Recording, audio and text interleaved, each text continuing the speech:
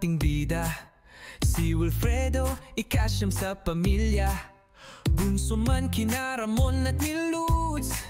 Lakas ng loob niya'y di matagus-tagus. 10 magkakapatid, isang pamilyang tunay. Neneng, Baby, Letty, Lydia, yan ang mga ate niya. George, Luis, Guido, Godofredo'y kasama sa Plaza Food House, handa nang magsaya. Ubus yan ang kanyang madalas na sambit. Pagkain sa hapag, dapat walang natitira kahit kaunti niyan.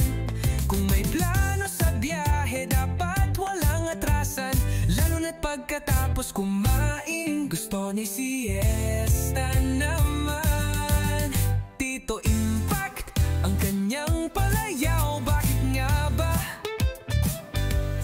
Pero ang mahalaga, ngayon tayo'y magsasaya. Happy birthday, Tito, ikaw ang aming star. Sa buhay naming lahat, ikaw ay di maglalaho.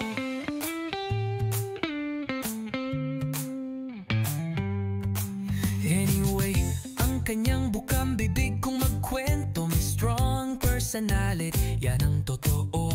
Kung anong binalak, dapat matupad ng gusto. Walang gustong gulo, puso niya'y payapat, totoo.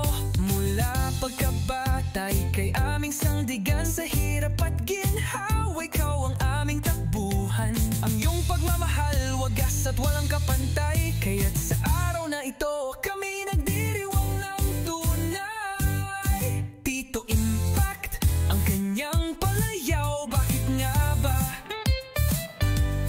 Pero ang mahalaga, ngayon tayo'y magsasaya.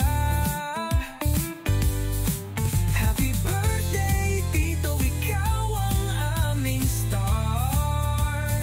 Sa buhay naming lahat, ikaw ay di maglalaho. Kaya titas ang baso, sabay-sabay tayong umawit.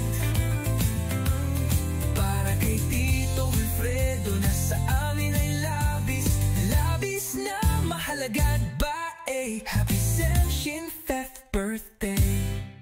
Ubos yan. Cheers.